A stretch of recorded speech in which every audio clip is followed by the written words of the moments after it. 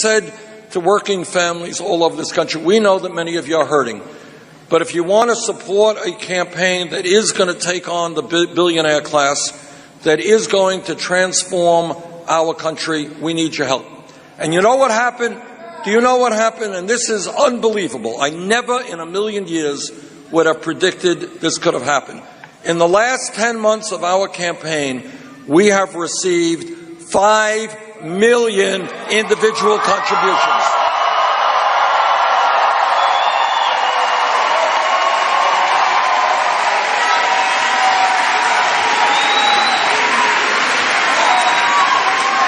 That is more individual contributions than any candidate in the history of our country up until this point.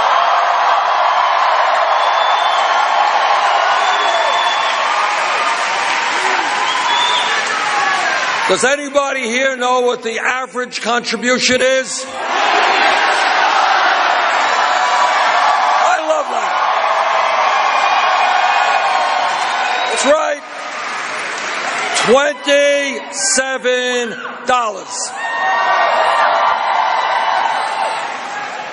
To paraphrase Abraham Lincoln at Gettysburg, this is a campaign of the people, by the people, and for the people.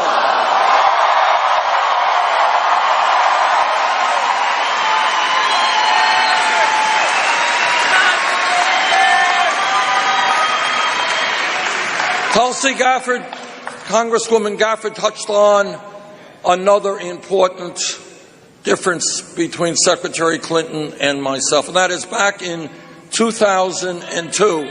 Back in 2002, there was a debate in Congress on what turned out to be the most important foreign policy issue in the modern history of this country. And as all of you remember, President Bush and Vice President Cheney and that whole crew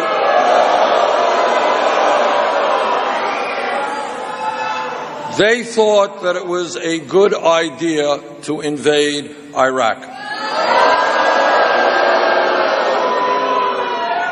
I listened very, very carefully to their arguments, and I concluded that they were not telling the truth. I voted against the war.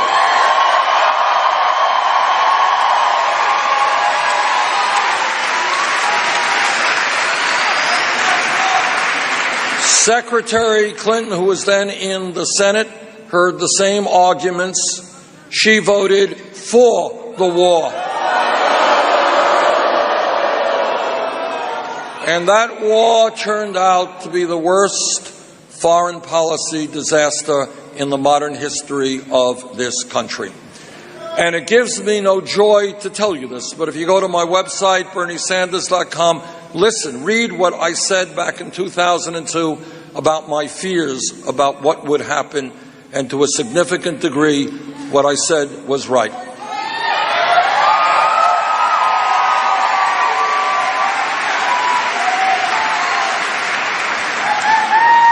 Let me touch on another issue, which is obviously important to Florida and all states all over this country. And that is, hold it, oh. This is a sharp audience, I can't. You're about 12 seconds ahead of me. All right. I am a member of the U.S. Senate Committee on the Environment and the U.S. Senate Committee.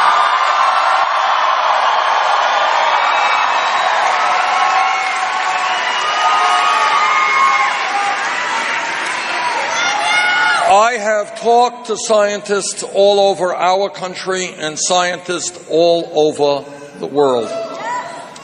The debate is over. Climate change is real.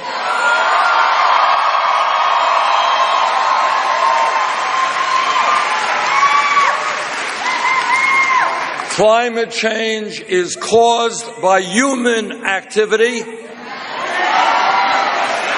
and climate change is already causing devastating problems in Florida, America, and around the world.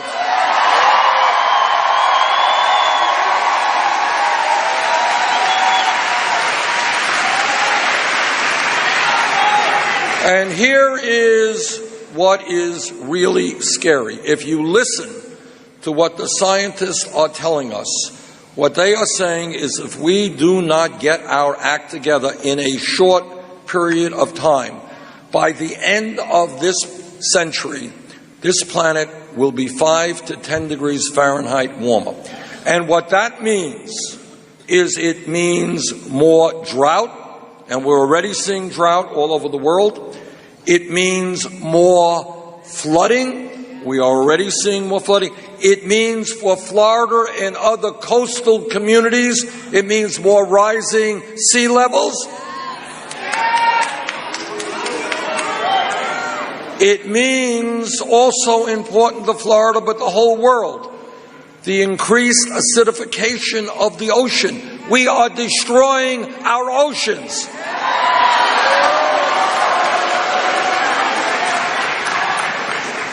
It means more international conflict as people all over the world fight over limited natural resources. To my mind, this issue is a no-brainer. And if we consider ourselves to be moral people and to consider the needs of future generations, we have got to move aggressively in taking on the fossil fuel industry.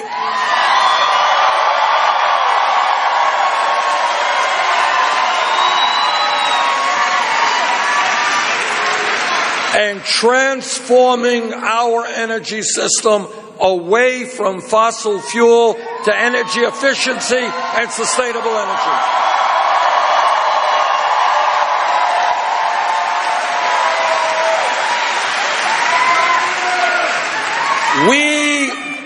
We have got to lead the world. We can't do it alone. We've got to work with China, Russia, India, other countries around the world. But we know already what has to be done. We have incredible potential with solar panels. Price of solar is going down. Incredible potential with wind. Iowa is already getting 30-40% of its electricity from wind. Texas.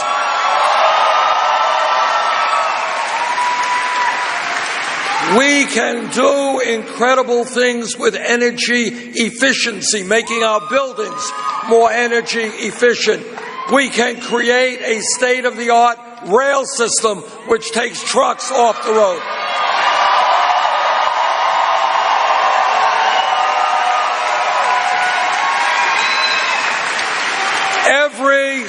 Virtually every scientist who studies this issue knows what has to be done. But we're running into something really amazing and incredible.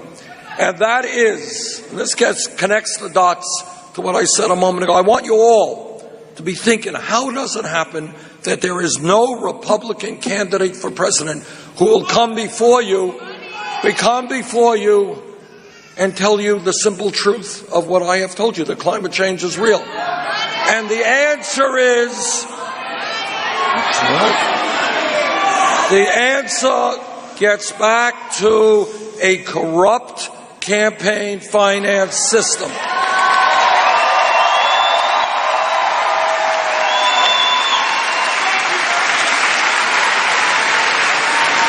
Because here is the truth, that if a Republican came before you and said, you know what, I've read the literature, I've talked to the scientists, we got a serious problem, we got to do something about it, on that day, the Koch brothers and the other fossil fuel campaign contributors would say, you are not getting any more money.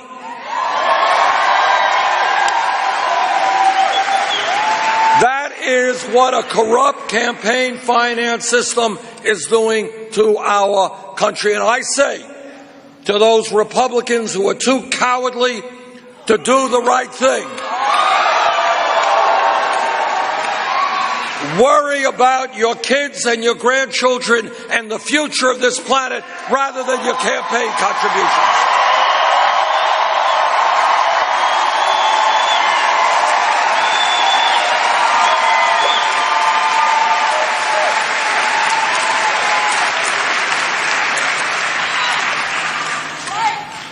In this campaign, we are listening to the American people. And what we are hearing from the American people is that workers cannot make it on $8, $9, or $10 an hour.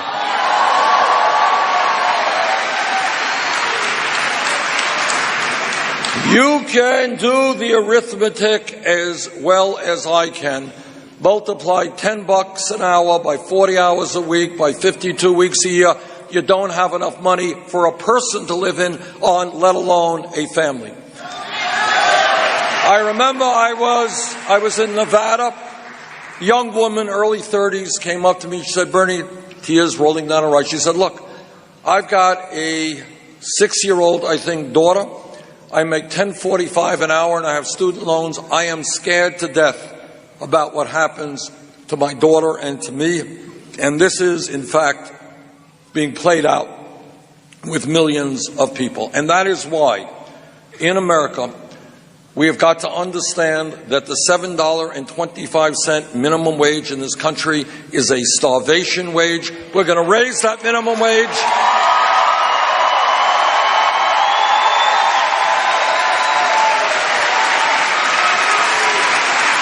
We're going to raise that minimum wage to a living wage, $15 an hour.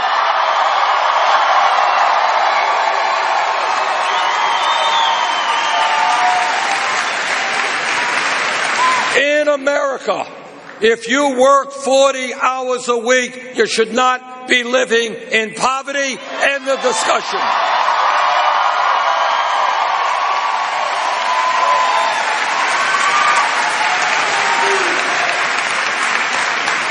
This campaign is listening to senior citizens.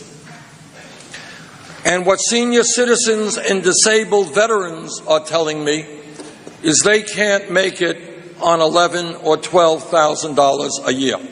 And this is important because as a nation, we have to understand that nations are judged not by how many millionaires and billionaires we have, but how we treat the weakest and most vulnerable amongst us.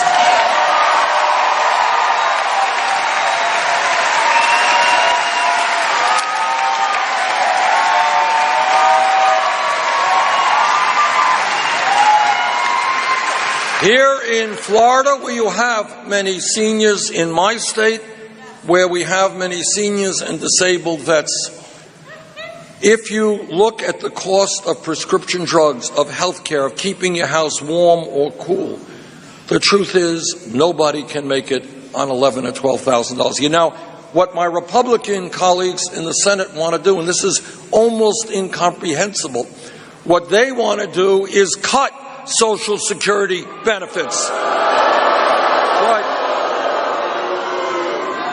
What I want to do is increase Social Security benefits.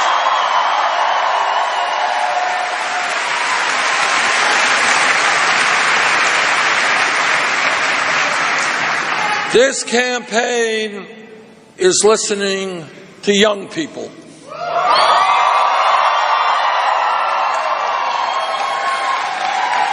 And what young people are telling me is, why does it happen that just because we go to college or graduate school, we are stuck with debt for decades?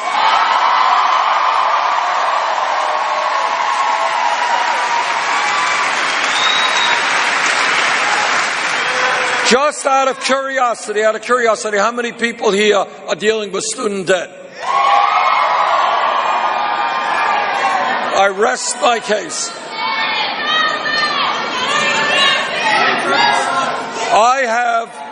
I have talked, and I'm sure it is similar in this room. I have talked to people in my own state. Young woman wanted to become a doctor. She went to medical school. She's practicing primary health care for low-income people, exactly the kind of doctors we need. She graduated medical school.